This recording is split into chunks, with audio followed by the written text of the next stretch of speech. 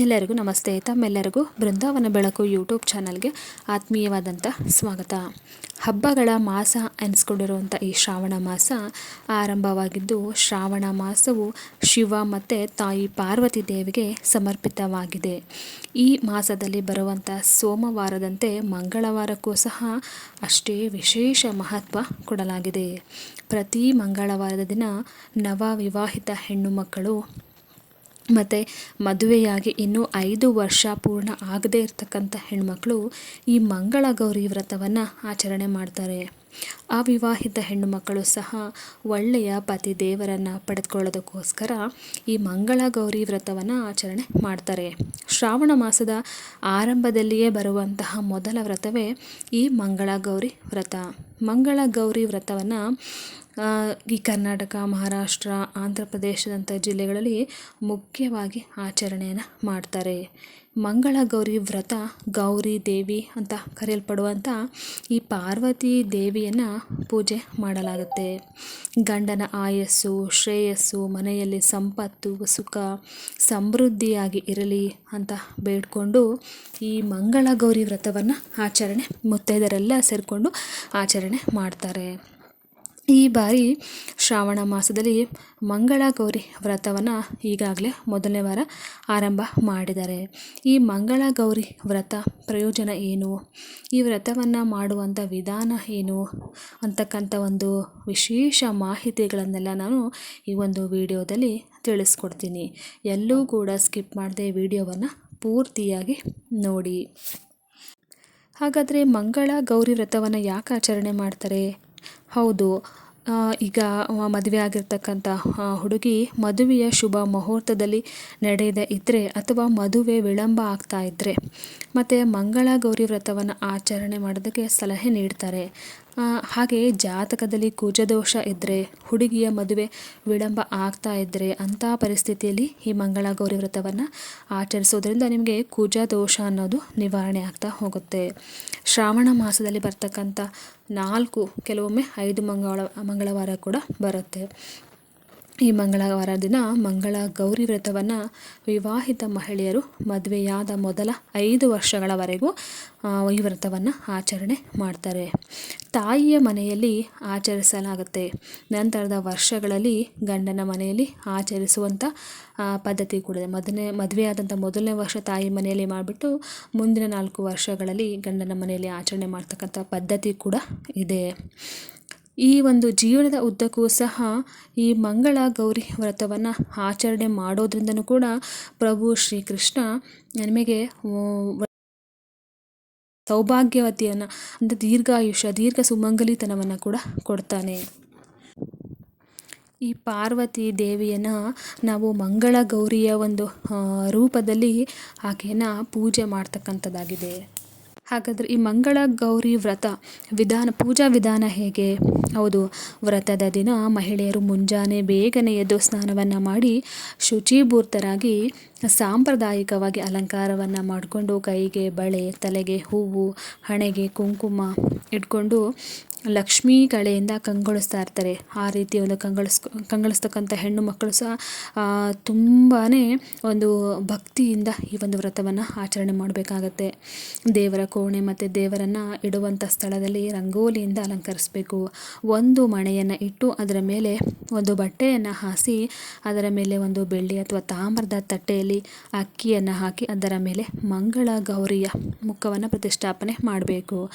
ಮಂಗಳ ಗೌರಿಯವರ ಪ್ರತಿಮೆ ಇಲ್ಲದಿದ್ದರೂ ಕೂಡ ಅರಿಶಿಣದಿಂದ ಮಂಗಳ ಗೌರಿಯ ಪ್ರತಿಮೆ ಮಾಡಿ ಪ್ರತಿಷ್ಠಾಪನೆ ಮಾಡಬೇಕು. ನಂತರ ಗೌರಿಗೆ ಸೀರೆಯನ್ನು ಉಡಿಸಿ ಹೂವು, ಆಭರಣಗಳಿಂದ ಅಲಂಕಾರವನ್ನು ಮಾಡಬೇಕು. ಮೊದಲು ಗಣಪತಿ ಪೂಜೆಯನ್ನು ಮಾಡಿಕೊಂಡು ನಂತರ ಶಿವ ಪರಮಾತ್ಮರು ಹಾಗೂ ಪಾರ್ವತಿ ಅಷ್ಟೋತ್ತರಗಳನ್ನು ಪಠಿಸುತ್ತಾ ಮಂಗಳ ಗೌರಿಗೆ ಪುಷ್ಪಪತ್ರ, ಅರಿಶಿಣ, ಕುಂಕುಮಗಳಿಂದ ಅರ್ಚನೆಯನ್ನು ಮಾಡಬೇಕು. ಅರಿಶಿಣ ಕುಂಕುಮ ಅರ್ಚನೆ ದೇವಿಗೆ ಬಹಳ ಶ್ರೇಷ್ಠವಾದದ್ದು. ಹಾಗೆ ಕಾಡಿಗೆ, ಸಿಂಧೂರ, ಬಳೆ, ಬಿಂದಿ, ಮೆಹಂದಿ, ರವಿಕೆ ಮುಂತಾದಂಥ 16 ಶೃಂಗಾರ ವಸ್ತುಗಳನ್ನು ಈ ಒಂದು ಪೂಜೆಯ ಸಂದರ್ಭದಲ್ಲಿ ಮಂಗಳ ಗೌರಿಗೆ ಒಂದು ಬಾಗಿನದ ರೂಪದಲ್ಲಿ ಅರ್ಪಣೆ ಮಾಡಲಾಗುತ್ತೆ. ಅಲ್ಲದೆ ಪೂಜೆಯಲ್ಲಿ ಇಡುವಂಥ ಅಡಿಕೆ, ವೀಳ್ಯದೆಲೆ, ಹೂವು, ಲವಂಗ, ಏಲಕ್ಕಿ, ಹಣ್ಣುಗಳು, ಸಿಹಿ ಪದಾರ್ಥಗಳು ಹೀಗೆ ಎಲ್ಲದರ ಒಂದು ಸಂಖ್ಯೆ 16 ಆಗಿರಬೇಕು. ಮಂಗಳಗೌರಿಯವರ ಬೆಳ್ಳಿಯ ವಿಗ್ರಹವನ್ನು ಇಟ್ಟು ಪೂಜಿಸುವಂಥದ್ದಿಲ್ಲ. ಆ ವಿಗ್ರಹಕ್ಕೆ ಹಾಲು, ಮೊಸರು, ತುಪ್ಪ, ಜೇನುತುಪ್ಪ ಹಾಗೆ ಸಕ್ಕರೆಯಿಂದ ಅಭಿಷೇಕವನ್ನು ಮಾಡುವುದು ಬಹಳನೇ ಒಳ್ಳೆಯದು. ಏಕೆಂದರೆ ಮಂಗಳಗೌರಿಯ ಬೆಳ್ಳಿಯ ವಿಗ್ರಹಕ್ಕೆ ಹಾಲಿನಿಂದ ಅಭಿಷೇಕವನ್ನು ಕೈಗೊಂಡರೆ ಪಾಪಗಳು ನಿವಾರಣೆಯಾಗತ್ತೆ. ಮೊಸರಿನಿಂದ ಅಭಿಷೇಕ ಮಾಡಿದರೆ ಧನ ಸಂಪತ್ತು ಪ್ರಾಪ್ತವಾಗಿ ಶ್ರೀಮಂತಿಕೆ ಬರುತ್ತೆ. ತುಪ್ಪದಿಂದ ಅಭಿಷೇಕವನ್ನು ಮಾಡಿದರೆ ಆಯಸ್ಸು ವೃದ್ಧಿಯಾಗತ್ತೆ. ಜೇನುತುಪ್ಪದಿಂದ ಅಭಿಷೇಕ ಮಾಡಿದರೆ ನಮ್ಮ ಜ್ಞಾನದಿಂದಲೂ ಅಜ್ಞಾನದಿಂದ ನಮ್ಮನ್ನು ಅಜ್ಞಾನದಿಂದ ಜ್ಞಾನದೆಡೆಗೆ ಕೊಂಡೊಯ್ಯುವಂಥ ಮಾಡುತ್ತೆ. ಮಾಡಿದಂಥ ದೋಷಗಳು ನಿವಾರಣೆ ಆಗುತ್ತೆ. ಸಕ್ಕರೆಯಿಂದ ಅಭಿಷೇಕವನ್ನು ಮಾಡಿದರೆ ಸುಖ ಅನ್ನೋದು ಪ್ರಾಪ್ತಿಯಾಗತ್ತೆ. ಇನ್ನು ನೈವೇದ್ಯಕ್ಕೆ ಮಂಗಳ ಗೌರಿಗೆ ಮೊಸರನ್ನು ತುಂಬಾ ಇಷ್ಟವಾದದ್ದು, ಶ್ರೇಷ್ಠವಾದದ್ದು, ಜೊತೆಗೆ ಹೆಸರುಬೇಳೆ ಪಾಯಸ, ಹುಗ್ಗಿ, ಹಾಲಿನ ಒಂದು ಅನ್ನ ನೈವೇದ್ಯವನ್ನಾಗಿ ನಾವು ದೇವಿಗೆ ಅರ್ಪಿಸಬಹುದು. ಹಾಗೆ ತಂಬಿಟ್ಟಿನಿಂದ ಮಾಡಿದಂತಹ 16 ದೀಪಗಳಲ್ಲಿ ಆರತಿಯನ್ನು ಮಾಡಬೇಕು. ಪೂಜೆಯ ನಂತರ ಮಂಗಳ ಗೌರಿ ವ್ರತದ ಕಥೆಯನ್ನು ನೀವು ತಪ್ಪದೆ ಓದಬೇಕು. ಅದು ಒಂದು ಪುಸ್ತಕ ಸಿಗುತ್ತೆ, ಆ ಒಂದು ಪುಸ್ತಕವನ್ನು ನೀವು ಓದಬೇಕು. ಒಂದು ವೇಳೆ ಮಂಗಳ ಗೌರಿ ವ್ರತದ ಕಥೆಯನ್ನು ಓದೋದಕ್ಕೆ ಸಾಧ್ಯ ಆಗದೇ ಇದ್ದರೆ ತಮಗೆ ಅಖಂಡ ಸೌಭಾಗ್ಯವನ್ನು ನೀಡುವಂತೆ ದೇವಿಯಲ್ಲಿ ಭಾವಪೂರ್ಣವಾಗಿ ನೀವು ಪ್ರಾರ್ಥನೆಯನ್ನು ಸಲ್ಲಿಸಬೇಕು. ಆದಷ್ಟು ಓದೋದಕ್ಕೆ ಪ್ರಯತ್ನವನ್ನು ಮಾಡಿ. ಪೂಜೆಯಾದ ನಂತರ ಮನೆಗೆ ಮುತ್ತೈದೆಯರನ್ನು ಕರೆದು ಬಾಗಿಣವನ್ನು ನೀವು ನೀಡಲೇಬೇಕು. ಮುತ್ತೈದೆಯರು ಗೌರಿ ದೇವಿಯ ಪ್ರತೀಕ. ಮುತ್ತೈದೆಯರಿಗೆ ಬಾಗಿಣವನ್ನು ನೀಡಿದರೆ ಗೌರಿ ದೇವಿಯ ಪೂರ್ಣ ಅನುಗ್ರಹ ನಮಗೆ ಪ್ರಾಪ್ತ ಆಗುತ್ತೆ. ಹೀಗೆ 5 ವರ್ಷಗಳ ಕಾಲ ಮಂಗಳ ಗೌರಿ ವ್ರತ ಆಚರಿಸಿದ ನಂತರ ಉದ್ಯಾಪನೆ ಕೈಗೊಂಡು ತಾಯಿಗೆ ಬಾಗಿಣವನ್ನು ನೀಡುವಂಥದ್ದು ಪದ್ಧತಿ. ವ್ರತಾಚರಣೆಯ ದಿನ ಉಪವಾಸವನ್ನು ಮಾಡಬಹುದು ಅಥವಾ ಒಪ್ಪತ್ತಿನ ಊಟವನ್ನು ಕೂಡ ನೀವು ಸೇವಿಸಬಹುದು. ಕಾರಣಾಂತರಗಳಿಂದ ಮಂಗಳ ಗೌರಿ ವ್ರತವನ್ನು ಯಾವುದಾದರೂ ಮಂಗಳವಾರ ನೀವು ಮಾಡೋದಕ್ಕೆ ಆಗದೇ ಇದ್ದರೆ ಶುಕ್ರವಾರವೂ ನೀವು ಮಾಡಬಹುದು.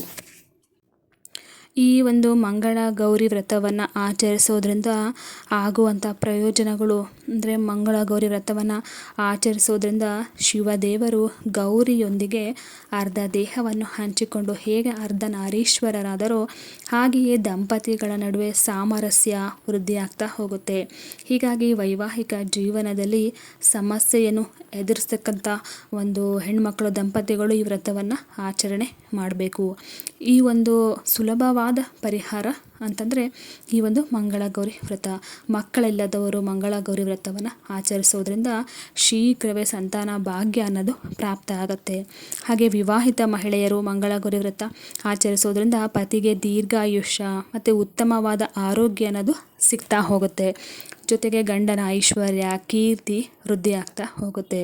ಪತಿಯ ಸರ್ವತೋಮುಖ ಅಭಿವೃದ್ಧಿಗೆ ಇದು ನಾಂದಿಯಾಗತ್ತೆ.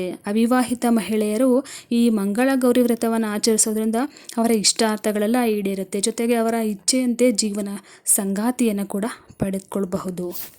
ಈ ವ್ರತದ ಆಚರಣೆಯಿಂದ ಮನೆಯಲ್ಲಿ ಒಂದು ಸಂತಸದ ವಾತಾವರಣ ಉಳಿಯುತ್ತೆ. ಧನ ಸಮೃದ್ಧಿ ವೃದ್ಧಿಯಾಗ್ತಾ ಹೋಗುತ್ತೆ. ಹೀಗೆ ಹಲವಾರು ರೀತಿಯ ಒಂದು ವಿಶೇಷ ಮಹತ್ವ ಉಳ್ಳದಾಗಿದೆ ಈ ಒಂದು ಮಂಗಳ ಗೌರಿ ವ್ರತ. ಹಾಗಾಗಿ ವೀಕ್ಷಕರೇ, ಯಾರೆಲ್ಲ ಈ ವಿಡಿಯೋ ನೋಡ್ತಾ ಇದ್ದೀರಾ ಆದಷ್ಟು ಮಂಗಳ ಗೌರಿ ವ್ರತವನ್ನು ಆಚರಣೆ ಮಾಡಿ. ನಿಮ್ಮ ಜೀವನದಲ್ಲಿರ್ತಕ್ಕಂಥ ಎಷ್ಟೋ ಕಷ್ಟಗಳಿಗೆ ಈ ಒಂದು ವ್ರತ ಅನ್ನೋದು ಮುಕ್ತಿಯನ್ನು ಕೊಡುತ್ತೆ. ನಿಮ್ಮ ಜೀವನದಲ್ಲಿ ಸುಖ ಶಾಂತಿ ಐಶ್ವರ್ಯ ಅನ್ನೋದು ವೃದ್ಧಿಯಾಗ್ತಾ ಹೋಗುತ್ತೆ. ಈ ಒಂದು ಮಾಹಿತಿ ತಮಗೆಲ್ಲರಿಗೂ ಇಷ್ಟ ಆಗಿದ್ದರೆ ನನ್ನ ವಿಡಿಯೋಗೆ ಲೈಕ್ ಮಾಡಿ ಹಾಗೆ ಶೇರ್ ಮಾಡಿ. ಧನ್ಯವಾದಗಳು.